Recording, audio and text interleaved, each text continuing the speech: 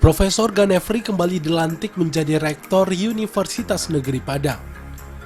Menang dalam pemilihan Rektor Universitas Negeri Padang, Profesor Ganefri kembali dilantik menjadi pemimpin UNP untuk masa bakti 2020-2024. Pelantikan Ganefri dilakukan pada Kamis pagi di Auditorium Universitas Negeri Padang.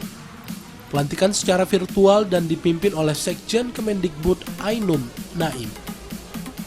Sementara itu, prosesi pelantikan di Auditorium Universitas Negeri Padang sendiri dihadiri oleh segenap undangan dari Forkopimda, pimpinan perguruan tinggi, dan lainnya. Namun, prosesi tetap mengedepankan social distancing dan physical distancing. Bukan hanya itu, para tamu pun mesti melalui pemeriksaan ketat dari sejumlah petugas sebelum memasuki lokasi.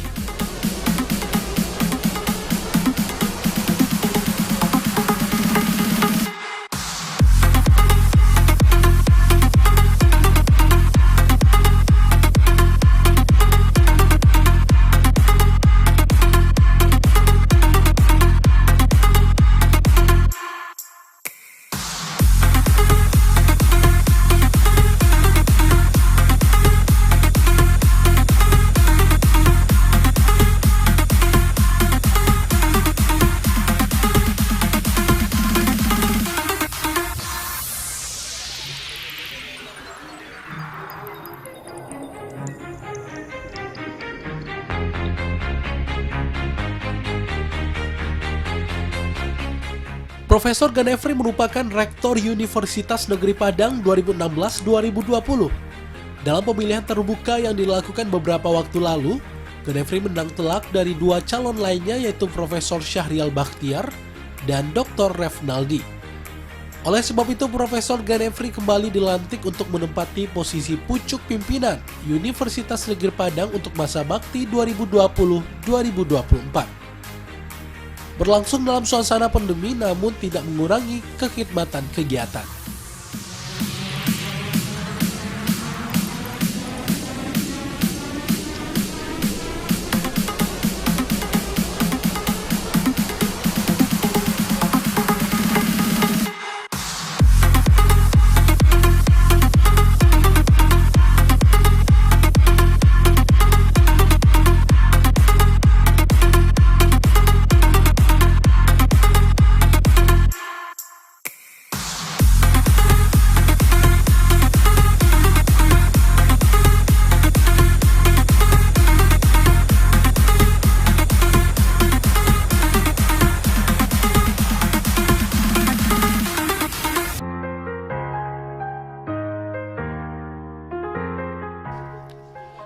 Sementara itu, Sekjen Kemendikbud Ainun Naim dalam sambutannya meminta Ganefri melanjutkan program yang telah tersusun dan terlaksana dengan sangat baik sebelumnya. Secara umum, kepemimpinan UNP sebelumnya yang juga di bawah pimpinan Profesor Ganefri telah berjalan dengan baik dalam internal kegiatan perguruan tinggi serta secara eksternal maupun bersinergi dengan pemerintah maupun pengabdiannya di tengah masyarakat. Ainun Naim juga meminta Rektor terpilih Ganefri melakukan pendekatan untuk mewujudkan kampus yang merdeka dan fleksibel untuk menghadapi tantangan ke depannya. Ada beberapa tantangan yang akan dihadapi UNP diantaranya pembentukan program studi baru, akreditasi perguruan tinggi berbadan hukum dan fleksibilitas pembelajaran. Sebagai kampus merdeka dalam rangka mewujudkan proses perkuliahan yang inovatif, ada sejumlah tantangan yang akan dihadapi Universitas Negeri Padang. Beberapa tantangan tersebut diantaranya membuka program studi baru, akreditasi perguruan tinggi, menciptakan perguruan tinggi berbadan hukum, dan berbagai lainnya.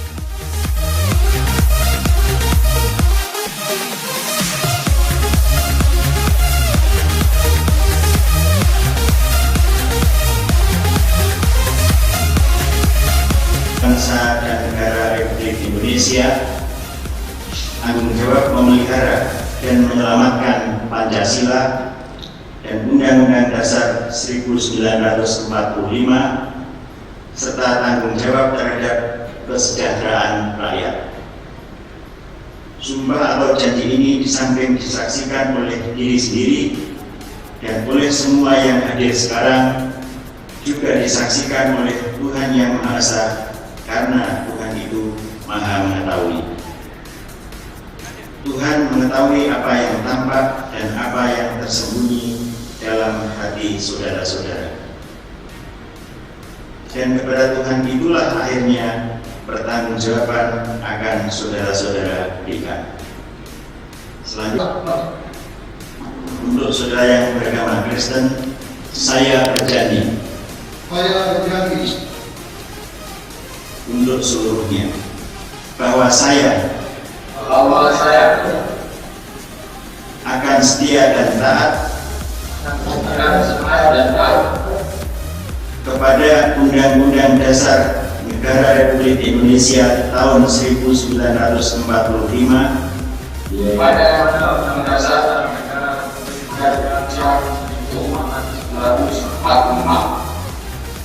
serta akan menjalankan segala peraturan perundang-undangan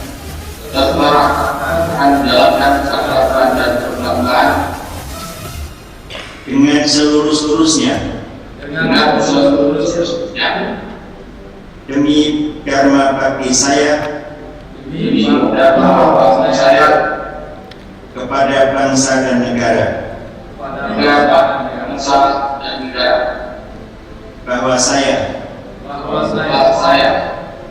dalam menjalankan tugas jabatan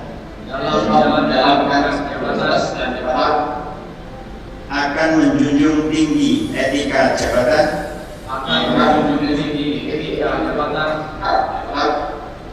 bekerja dengan sebaik-baiknya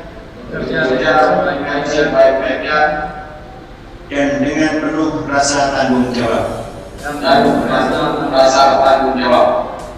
bahwa saya akan menjaga integritas, tidak menyalahgunakan kewenangan, serta menghindarkan diri dari perbuatan tercela.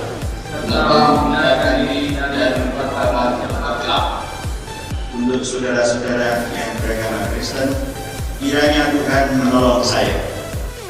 Selain melantik rektor terpilih Ganefri, pada kesempatan yang sama juga dilantik 13 pejabat tinggi Pratama dan 5 pejabat fungsional Widya Prada di lingkungan Kemendikbud RI. Di antara pejabat yang diangkat tersebut ialah Ditjen TK, Ditjen Vokasi, Ditjen PAUD, Badan Penelitian Pengembangan dan Pembukuan, serta Badan Pengembangan dan Pembinaan Bahasa. Kembali kepada pelantikan Profesor Ganefri sebagai Rektor Universitas Negeri Padang pada masa bakti 2020-2024, berlangsung dalam suasana pandemi COVID-19. Tentunya setelah dilantik sebagai pucuk pimpinan salah satu universitas, ada tugas berat bagi sang rektor dalam menjalankan fungsi perguruan tinggi di tengah masa sulit ini. Tentunya ada program baru dalam rangka penyesuaian khususnya proses perkuliahan dengan situasi saat ini. Terlebih beberapa waktu ke depan, Sumbar akan memasuki fase new normal. Kepada para pejabat fungsional Widya Prada ahli utama, kami sampaikan bahwa jabatan fungsional ini adalah jabatan yang mempunyai ruang lingkup tugas, tanggung jawab, wewenang, dan hak untuk melaksanakan penjaminan mutu pendidikan. Kata kunci dalam peran saudara sebagai sekalian adalah mutu pendidikan. Yang menjadi pekerjaan rumah bagi saudara sekalian saat ini adalah bagaimana mutu pendidikan tetap dapat dijamin dan ditingkatkan di tengah keraguan masyarakat akan mutu pendidikan dalam situasi pandemik dan menyosong kebiasaan baru ke depan. Sebagai salah satu jabatan fungsional yang dibentuk dan dibina oleh Kementerian Pendidikan dan Kebudayaan, saya minta para pejabat fungsional Widya Prada dapat menjadi suri tauladan dalam bekerja secara profesional sesuai tugas dan fungsi serta dapat memberikan karya terbaik bagi kementerian dan masyarakat Indonesia.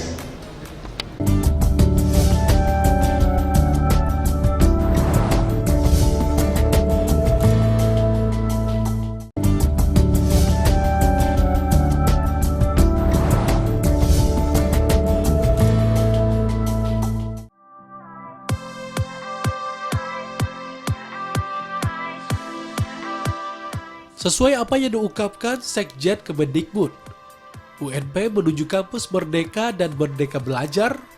Program ini mendekat kepada user atau pemakai. Artinya, lulusan UNP tidak hanya memiliki keahlian di bidang yang ia miliki, namun juga keahlian tambahan.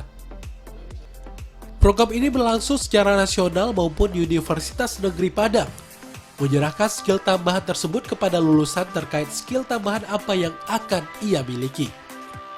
Penerapan skill tambahan akan dilakukan selama 3 bulan.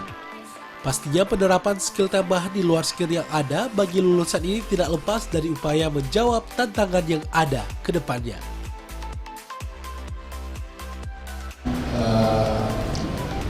Mohon maaf lahir dan batin atas segala khilaf dan salah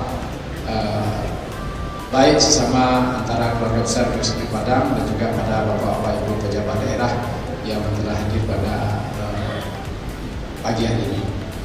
Kami kira itu yang kami sampaikan, dan sekali lagi mari kita bapak ibu memulai dengan era baru, bagaimana hari ini di tengah kesiapsiagaan kita terhadap virus corona yang menjadi pandemi di dunia.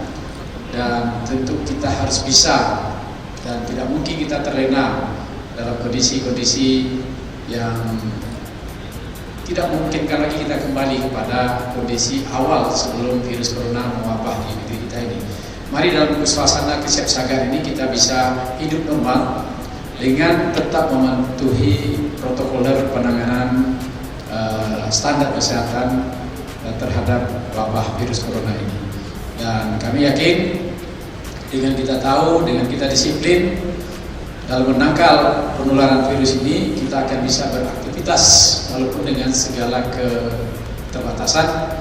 Dan sebagai salah satu institusi pendidikan tinggi dengan jumlah mahasiswa lebih dari 43.000 Bapak dan Ibu, saya kira ini tantangan juga bagi kita, karena juga ekonomi Kota Padang ini saya kira juga sangat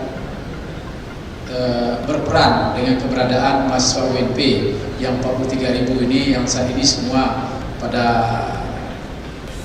pulang ke kampungnya masing-masing ke daerah, karena 31% Bapak Ibu mahasiswa UNP itu berasal dari luar Sumatera Barat. Oleh sebab itu saya kira kita akan kembali hidup dalam kenormalan baru apapun namanya. Yang jelas kita menyesuaikan diri dengan kondisi keterbatasan-keterbatasan di tengah kesiapsiagaan kita terhadap wabah virus corona ini. Sekali lagi itu yang dapat kami sampaikan, dan mohon maaf lahir dan batin. Mohon kritik saran dari siapa saja bagaimana UNP bisa berperan sebagai salah satu institusi pendidikan tinggi untuk menghasilkan sumber daya yang dapat berkontribusi dalam pembangunan bangsa dan negara. Sementara itu, dalam rangka menuju kampus Merdeka, UNP saat ini terus mempersiapkan diri menjadi perguruan tinggi berbadan hukum. Dengan berbadan hukum, sebagai perguruan tinggi UNP akan mendapatkan otonomi dalam pengelolaan akademik dan otonomi pengelolaan keuangan. Dengan status PTBH pula, kampus akan memiliki kewenangan tanpa seizin kementerian, salah satunya membuka dan menutup program studi. Seperti yang diketahui, menjadi PTBH bukanlah proses yang mudah, dan menjadi PTBH ini juga merupakan salah satu target UNP ke depan. Dengan menjadi PTBH ini, perguruan tinggi akan mengurangi ketergantungan kepada UKT. Dengan hal tersebut, perguruan tinggi akan mudah berkembang dan berinovasi. Oleh sebab itu, UNP menjadi perguruan tinggi berbadan hukum sudah seharusnya mendapat dukungan dari semua pihak. Setelah dilantik, Profesor Ganefri mengatakan, sebagai rektor dirinya akan memanfaatkan peluang sebagai kampus merdeka. Selain itu, target lainnya ialah kembali melanjutkan kerjasama internasional serta melahirkan lulusan yang juga berstandar internasional. Tentunya UNP juga akan terus berupaya terus menghasilkan tenaga kependidikan dan keguruan yang profesional serta diterima di lapangan kerja. Pastinya kualitas pendidikan tetap menjadi ukuran kesuksesan sebuah lembaga pendidikan. Seperti yang diungkapkan Rektor UNP terpilih, seluruh program studi ke depan ditargetkan terakreditasi internasional.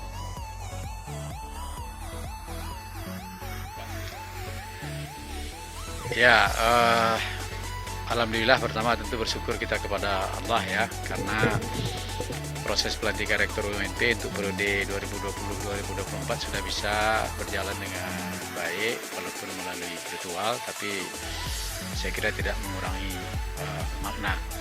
Sesuai dengan apa yang disampaikan Pak Sekjen tadi, UNP tentu akan tetap melanjutkan program-program yang sudah dituangkan dalam rencana strategis pengembangan UNP dari 2020-2024 yang tadi juga dinilai oleh Pak Sekjen untuk meneruskan program-program yang sudah dimulai sejak 2016-2020. Artinya belum semua yang kita rencanakan di 2016-2020 itu memenuhi target secara keseluruhan. Oleh sebab itu kita akan lanjutkan di 2020-2024 dengan penekanan kepada implementasi kampus Merdeka dan Merdeka Belajar. Ini dalam rangka mendekatkan lulusan kita kepada user, pemakai. Oleh sebab itu berbagai strategi dalam pengembangan kurikulum, kita melakukan reorientasi terhadap kurikulum terkait dengan orientasi kita menuju Merdeka Belajar. Artinya saat ini lulusan perguruan tinggi itu harus mempunyai skill kompetensi tambahan di samping skill kompetensi yang dimiliki di core prodinya. Oleh sebab itu tentu diperlukan reorientasi daripada kurikulum. Walaupun ini sifatnya opsional, tapi kita memberikan ruang kepada seluruh mahasiswa UNP untuk bisa melakukan peningkatan kompetensinya sesuai dengan passionnya. Ya. Jadi dia tidak hanya terfokus pada core prodinya, tapi diberikan ruang sekarang 3 semester itu berada di luar program studinya. Nah, terkait dengan kampus Merdeka, UNP sedang memacu diri untuk merubah bentuk, mentransformasi perguruan tingginya menjadi badan hukum. Kenapa kita harus menjadi perguruan tinggi berbadan hukum? Karena dengan status badan hukumlah kita bisa mendapatkan otonomi yang lebih luas. Mulai dari otonomi dalam pengelolaan akademik, layanan akademik, termasuk juga otonomi dalam pengelolaan keuangan. Sehingga kalau kita nanti sudah berstatus PTNBH, membuka dan menutup prodi itu tidak perlu lagi izin dari kementerian, cukup melalui Majelis Wali Amanat.